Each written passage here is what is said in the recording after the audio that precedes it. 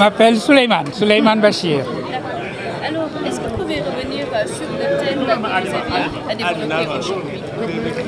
Alors, le sujet de ma leçon inaugurale, comme on l'appelle, était une éducation pour l'avenir, une éducation pour demain. Et j'ai donc essayé de proposer à l'audience une réflexion sur ce que signifie enseigner pour demain. Un propos que j'ai mis sous le signe de cette parole de l'imam Ali, qui est 4e calife de l'islam, comme vous le savez, et qui a dit qu'il fallait enseigner à nos enfants quelque chose qui leur serve dans le monde qui sera le leur, et non pas quelque chose qui corresponde au monde qui est le nôtre. Et c'est donc tout le paradoxe de l'éducation. L'éducateur, c'est celui qui sait former à un monde qui n'est pas encore là et qui sait enseigner ce que lui-même n'a pas ou elle-même n'a pas appris. Quel acte poser pour y arriver?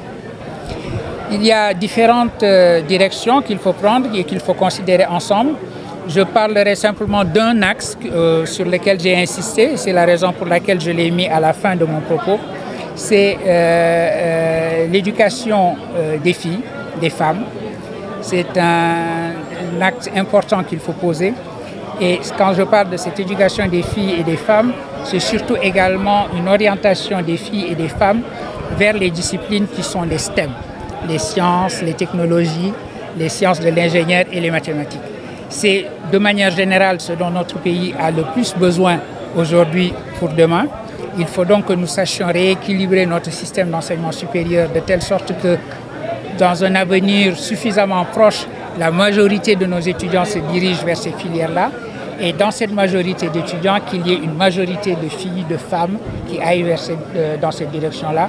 Je crois que l'avenir est à ce prix. Dans le cadre de l'acquisition des savoirs, vous avez tout à l'heure parlé de l'ouverture et du centrisme. Absolument. Vous pouvez revenir sur ces notions? Oui, je voudrais qu'on ne considère pas que le savoir, ça consiste à répéter sa propre identité. Nous avons aujourd'hui, malheureusement, dans bien des cas, une conception identitariste de l'enseignement.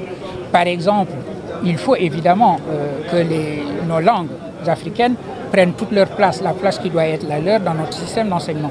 Mais si nous considérons que la raison pour laquelle ces langues doivent être présentes, c'est qu'il nous faut répéter notre identité épistémologique, nous nous trompons totalement sur la signification même de l'éducation. L'éducation, ça ne consiste pas à se répéter soi-même dans ce que l'on est, ça consiste à savoir sortir de soi. Et c'est la raison pour laquelle j'ai mis également au cœur de mon propos cette parole prophétique qui envoie les musulmans en Chine.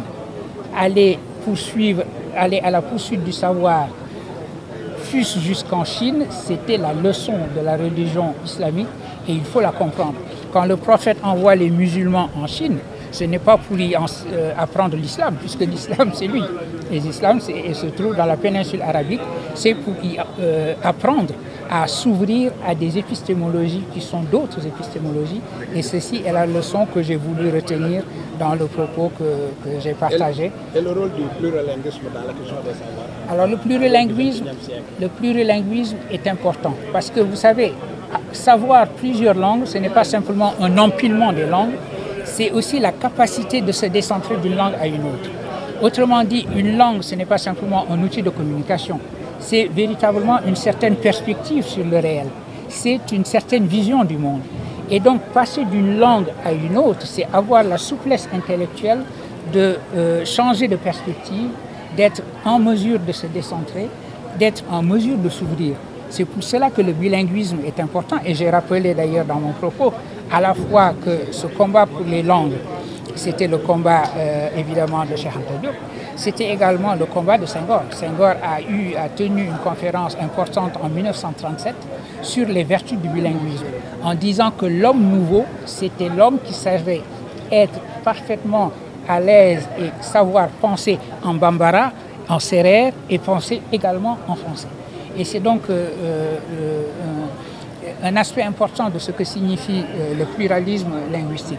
Et donc une bonne politique d'enseignement, c'est aussi une politique de gestion du pluralisme linguistique. À côté des langues, de nos langues indigènes, disons, ou endogènes, Wolof, Sérère, etc., des langues qui sont devenues les nôtres par la force des choses. la langue française, mais également la langue anglaise, parce qu'il y a des matières dans lesquelles il faut probablement aujourd'hui les enseigner en anglais. Il y a l'ouverture également à des langues classiques comme l'arabe, etc.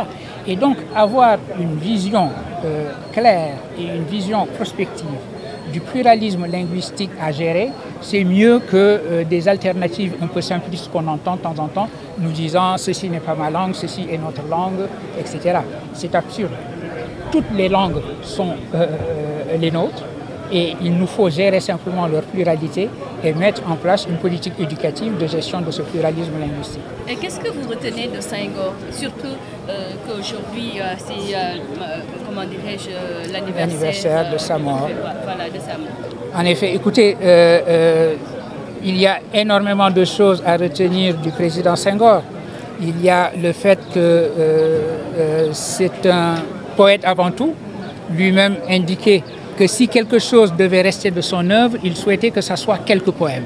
Ce n'était pas simplement de l'humilité, c'était une manière pour lui de dire que ce combat permanent qu'il a mené avec les mots, cet amour qu'il a porté aux mots et que les mots lui ont bien rendu, c'était ce qui était véritablement constitutif de sa personne.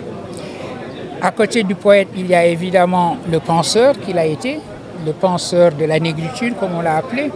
Et aujourd'hui, d'ailleurs, il y a un renouvellement des études senghoriennes, beaucoup plus aux États-Unis que dans le monde francophone. Et ce renouvellement des études senghoriennes consiste d'une certaine façon à mettre de côté la négritude et tout ce que l'on peut dire sur la négritude pour se concentrer également sur des propos philosophiques qui ont été les siens et qui sont des propos que nous avons intérêt aujourd'hui à faire nôtres. C'est un penseur de l'universel. Et de l'universel, un universel qui fasse fond sur le pluriel du monde. Et ça, il nous faut le penser. C'est un penseur du socialisme.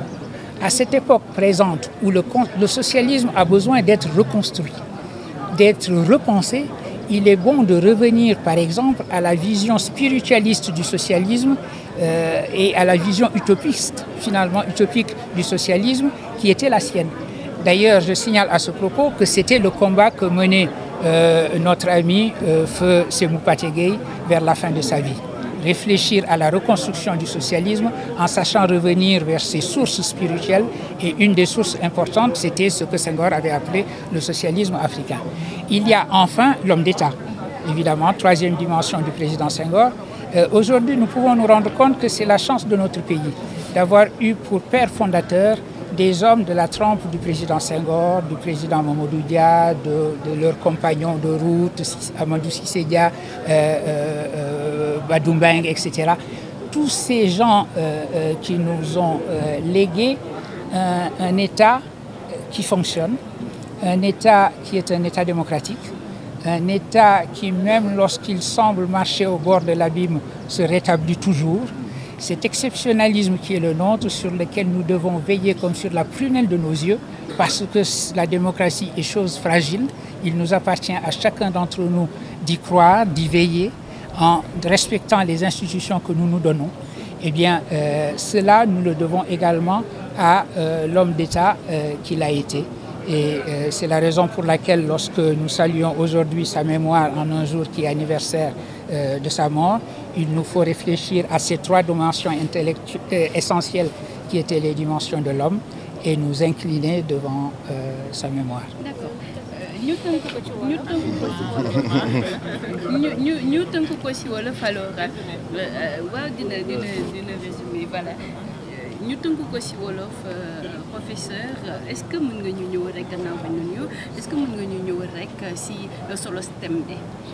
waaw thème bi dama waxu jàngale éducation ak formation ngir ëllëg loolu moo doon thème bi nga xam ne bi bëggoon naa ko waxtaanee mu mel na su ma ko doon tënk ni ma ko gën a mënee tënk mooy kàddu boo xam ne bi imam Ali ibn Abi Talib nga xam ne moo doon 4e xalifu islam bi gannaaw bi Aboubacar ak Umar ak Ousmane demee Ali moo jiite woon ummatul islam yi dafa wax ne sooy jàngal xale yi da nga leen di jàngal ngir adduna bi nga xam ni moom ñoom ci la ñuy ne doo leen jàngal ngir adduna bi nga nekk yow ma ne kooku kàddu boobu wax na waxu jàngale ndax dafa wane ni jàngale da ngay seet naka nga gisee ëllëg naka nga foogee ëllëg nga jàngale ngir ñi nga xam ne ñi ëllëg boobu seen ëllëg la ñoom doo rek tari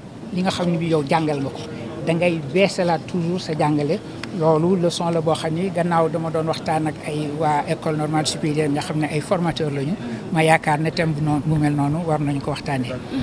thème boobu bokk itam ak beneen kàddu boo xam ne bii moom yonent bi sallallahu alayhi wa sallam moo ko wax ndax dafa ne musulman yi na ngeen topp xam-xam donte daf leen di yóbbu ba ca Chine xam nga su leen ne ngeen dem Chine waxu leen ngeen jàng islam ndax islam mi ngi ci moom. mi ngi ci Arabie Saoudite boobu mu nekk mi ngi diggante Medina ak Makka ci jamono boobu kon boog bu leen yebalee Chine daf leen won ne xam-xam wutum xam-xam ubbeeku la du rek nga tëju ci li nga xam ne li nee nga lii mooy sama identité man donte sa diine mooy islam donte sa làkk mooy làkk bi nga xam ne ci la alxuraan wàcc mu ne la génnal nga dem ci ay yeneeni xam-xam moddu xam-xam ci yeneeni làkk itam nga jàng loolu mooy leçon boo xam ne bii képp koo xam ne kii jàngalekat nga war nga ko xam jàngale ubbi ko la ak si sànq mooy bi lépp objectif ana yan jéego la état du Sénégal war a mën a teg ngir aboutir si wala atteindre bi lépp objectif. état bi mi ngi ci ndax monsieur le recteur mi taxaw wax na loo xam ni sànq maa ngi ko ciy gërëm fàttali na liggéey bi nga xam ne bi liggéey nañ ko ci commission bi doon xalaat ci avenir u enseignement supérieur.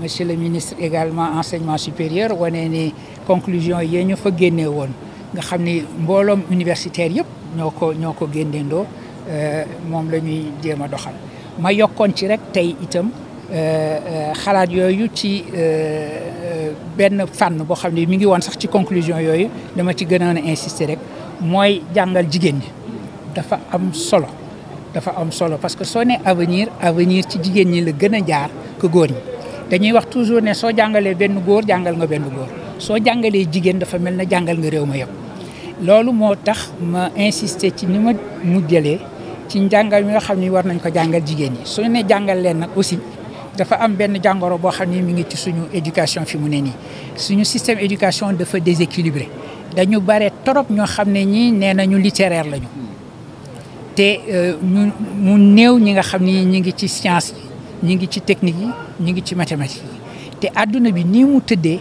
yooyu xam-xam dañ ko soxla te donte jigéen ñi léegi bare nañu ci université yi ci filière yooyu barewuñ ci muy itam loo xam ne war nañ ko corriger donc direction yi ñu war a jël bare na direction boobu laa ci tànn gën ci insister moo tax moom laa mu jëlee ci sama waxtaan. D'accord, jërëjëf. Merci.